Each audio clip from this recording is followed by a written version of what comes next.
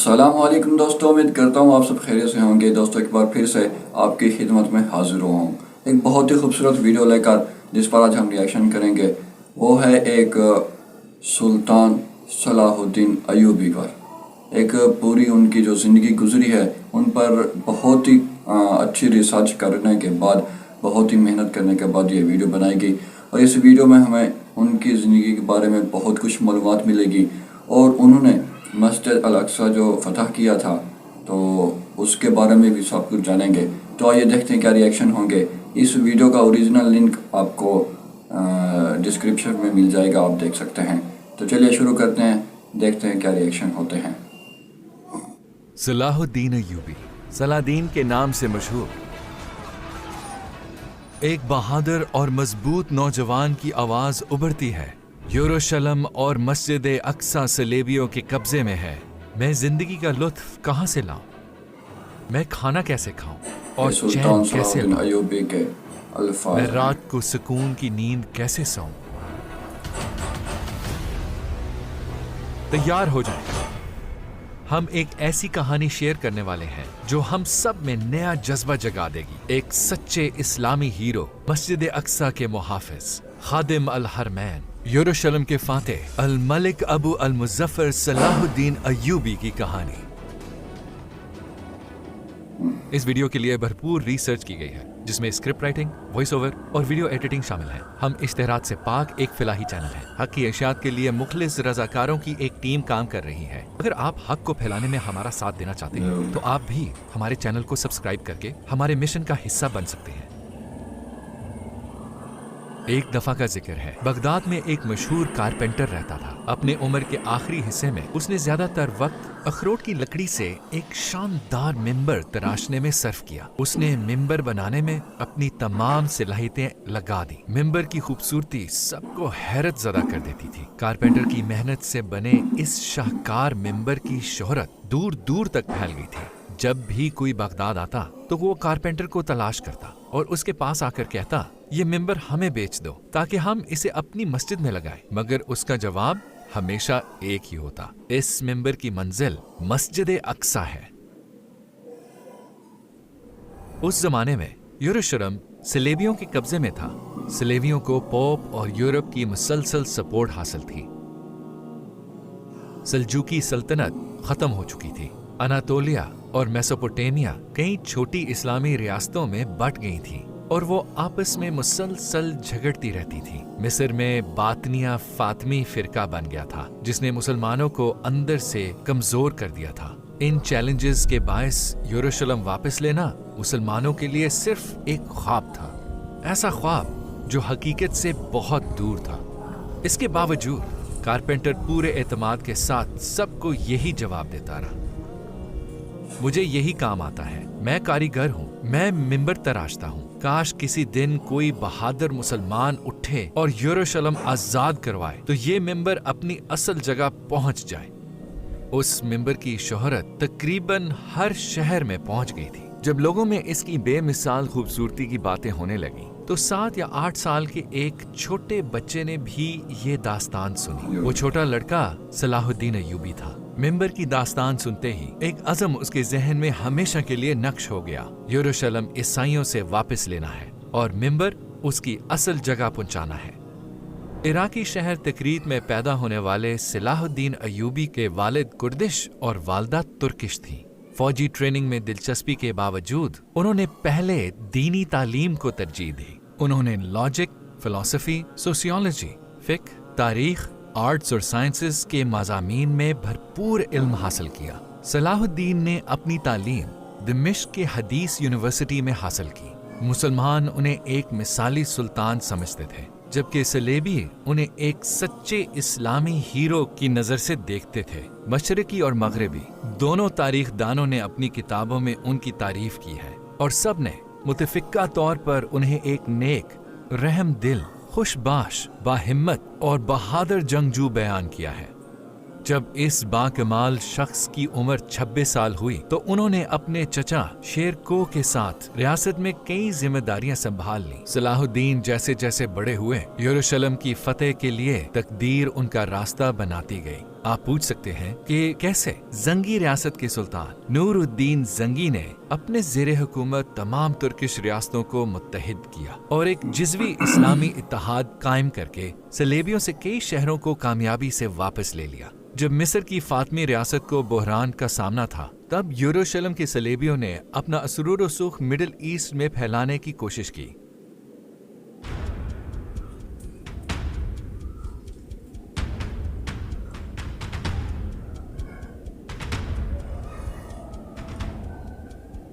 सलेबियों ने 1168 में काहिरा का घेराव कर लिया। सुल्तान नूरुद्दीन जंगी ने भी अपनी नजरें मिस्र पर जमा ली, क्योंकि मिस्र का कंट्रोल पाने का मतलब अपने दुश्मन पर जंगी बर्तरी हासिल करना थी। फातमी रियासत ने नूरुद्दीन जंगी से मदद तलब की। सुल्तान ने अपने कमांडर्स शेरको और सलाहुद्दीन को रवाना किया।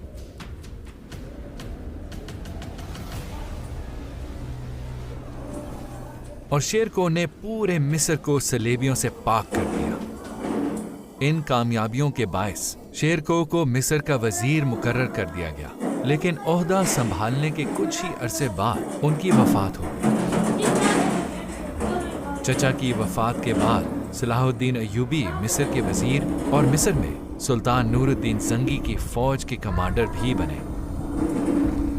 31 साल की उम्र में उन्होंने रियासत के वली और मिस्र के वजीर के ये दोनों अहम ओहदे एक साथ निभाए।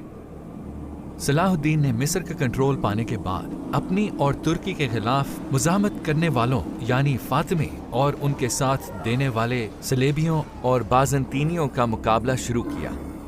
मिस्र पर मुकम्मल कंट्रोल के साथ उन्होंने फौज को दोबारा मुनज़्ज़म किया। अहले सुन्नत की हमायत में काम करते हुए उन्होंने सुन्नी मदरसे और नए इदारे कायम किए। आहिस्ता आहिस्ता उन्होंने बातनिया फातमियों को ब्यूरोक्रेसी से निकाल दिया। आखिरकार 1171 में नूरुद्दीन जंगी के हुक्म पर उन्होंने बातनिया फातमी की हुकूमत को ख़त्म कर दिया।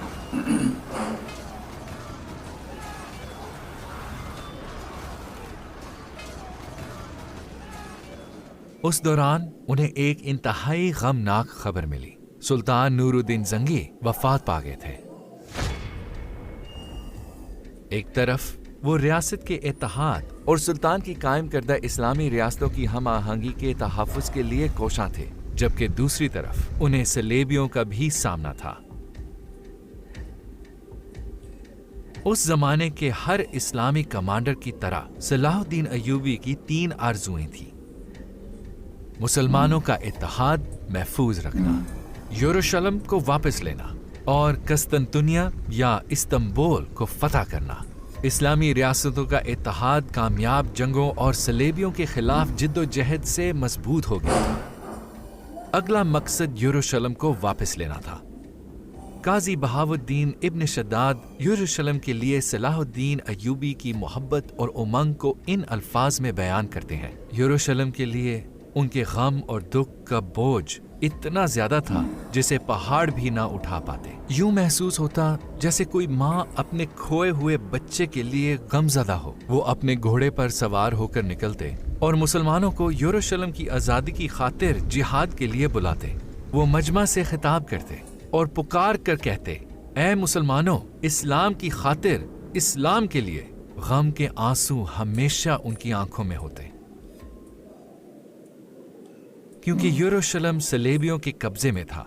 वो कहा करते, जब तक यरूशलेम और मस्जिद अल अक्सा सलेबियों के कंट्रोल में है, मैं कैसे मुस्कुराऊं, मैं कैसे इत्मीनान पाऊं, और मैं खाना कैसे खाऊं, और रात को चैन की नींद कैसे सोऊं।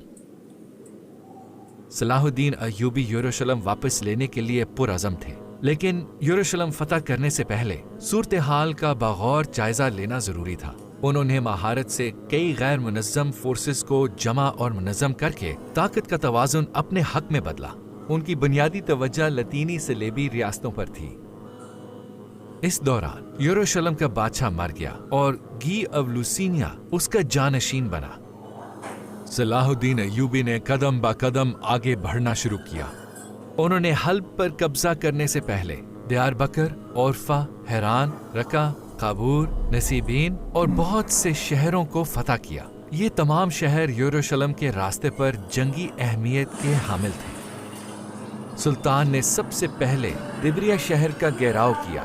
तिब्रिया की जंगी अहमियत बहुत ज्यादा थी। उनका मकसद यरूशलेम के बादशाह और उनकी फौजों को शुमाली फिलिस्तीन में तिब्रिया के करीब हित्तीन में लाना था, क्योंकि उन्होंने मैदान जंग वहां ले जाने का मंसूबा बनाया था। हित्तीन अपने पानी के कुओं के लिए मशहूर था। सुल्तान सलाहुद्दीन ने पहले ही हित्तीन के रास्ते पर मौजूद पानी के कुएं कब्जे में ले लिए और उन्हें पत्थरों और रेत से भर दिया। चुनाचे पानी के कुएं इस्तेमाल के काबिल ना रहे। बादशाह और उसकी फौज हित्तीन में पहुंची तो वो कुओं को उस हाल में देखकर सख्त मायूस हो गए। पूरी फौज सहरा की सख्त गर्मी में प्यास और थकन की शिद्दत के साथ जंग लड़ने पर मजबूर थी। हित्तीन की जंग 4 जुलाई 1187 को शुरू हुई। इस जंग में सलाहुद्दीन ने यरूशलेम के बादशाह गी अवलूसियां के ज़ेरे क़यादत सलेबी फौज को शिकस्त दी। इस कामयाबी के बाद सलाहुद्दीन ने तेजी से फतह की कार्रवाई शुरू कर दी। सलेबियों को होने वाले शदीद नुकसान से मुसलमानों को तकरीबन पूरी यरूशलेम की सल्तनत पर कंट्रोल हासिल हो गया।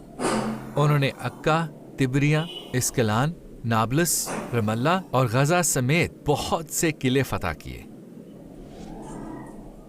चंद ही हफ्तों में 20 सितंबर 1187 को सुल्तान ने यरूशलेम का घेराव किया। मंजनीक से शहर की दीवारों पर गोलाबारी की गई। जल्द ही शुमाल मशरकी दीवार कमजोर पड़ गई। मंजनीकें वहां लगाई गईं। कुछ देर बाद दीवार मुकम्मल तौर पर तबाह हो गई। सलेबियों ने घेरा तोड़ने की कोशिश की लेकिन कामयाब ना हो सके। ये जाहिर था कि वो ज्यादा देर शहर पर कंट्रोल कायम नहीं रख पाएंगे। उन्होंने सलाहुद्दीन अय्यूबी से महफूज रास्ता तलब करते हुए अपनी जान बख्शी। फसलों की हिफाजत, घरों के तहफ़्फ़ुज़ और मुसलमान कैदियों की रिहाई के लिए ताउन की पेशकश की। सुल्तान सलाहुद्दीन ने इन शराइत को कबूल किया क्योंकि वो मुसलमान कैदियों का तहफ़्फ़ुज़ यकीनी बनाना और जंग को तूल देकर मजीद हलाकतों से बचाना चाहते थे। आखिरकार वाक़े महराज के मुक़द्दस मौके पर 27 रजब 832 हिजरी बामुताबिक 2 अक्टूबर 1177 को जुमादुल मुबारक के दिन यरूशलेम वापस ले लिया गया। सलाहुद्दीन अय्यूबी की कामयाबी सिर्फ फौजी निज़ाम तक महदूद न रही, बल्कि उनकी कामयाबी से एक मुनज़्ज़म और तरक्की याफ्ता रियासत का सूरज तलू हुआ। उनकी क़यादत में बेशुमार मदरसे, हस्पताल और मस्जिदें तामीर हुई। ये इस्लामी दुनिया में इल्म के अरूज का ज़माना था। उस वक्त के उलमा को सलाहुद्दीन अय्यूबी के ज़ेरे कंट्रोल इलाकों में बुलाया गया। उलमा को अपना ताउन पेश करते हुए उन्होंने शानदार अलमी तरक्की की राह हमवार की। उस ज़माने में उलमा और तलबा ने कई किताबें लिखी। अपनी तर्ज हुकूमत की बदौलत वो अपने बाद आने वाले कई हुक्मरानों के लिए रोशनी के मीनार बने। इस्लाम के इस अजीम सिपाही ने 4 मार्च 1193 को दमिश्क में वफात पाई। उनकी वसीयत के मुताबिक वफात के बाद उनका कफन एक नेज़े पर बांध के लोगों के सामने लाया गया और उसके साथ दमिश्क की गलियों में ये अल्फाज गूंजते रहे, ऐ मुसलमानों, ऐ लोगो, मिस्र, यमन, शाम, फिलिस्तीन, यरूशलेम का फातेह सुल्तान सलाहुद्दीन आज इस कफन के सिवा दुनिया से कुछ नहीं ले गया। इससे इबरत पकड़ो और दुनिया के धोखे में मत आओ। उनकी जिंदगी का एक मकसद था और उस मकसद ने उन्हें जिंदा रखा। उन्होंने बताया कि एक मुसलमान की जिंदगी का मकसद कैसा होना चाहिए। उनके सीने में धड़कता दिल अल्लाह की मोहब्बत से सरशार, दुनिया में इंसाफ के क़याम का तलबगार और इस्लाम के हुस्न को नाआशना लोगों तक पहुंचाने का आरज़ूमंद था। यरूशलेम की फतह इस्लाम के हुस्न से आशना इस शख्स के हिस्से में आई। तो आखिर हम इस फतह से महरूम क्यों हैं? क्योंकि हमें पहले खुद को बदलना होगा। हमारी ख्वाहिशात का मरकज ये दुनिया है। हमारे ख्वाब दुनियावी ख्वाब हैं और हमारे मकासद दुनियावी मकासद हैं। हमें मुखलिस होना पड़ेगा। हम में से ज्यादातर लोग अपने और अपने आराम के मुतालिक सोचते हैं। हमें अपना जायजा लेना होगा और वो दिल पाना होगा जो अल्लाह के लिए धड़के। हमें इस्लाम के लिए बुलंद मकासद अपनाने होंगे। याद रखें, अजीम सुल्तान सलाहुद्दीन की तरह एक दिन हमारे जिस्म भी कफन में लिपटे होंगे। और उन कफनों में कोई जेब नहीं होगी।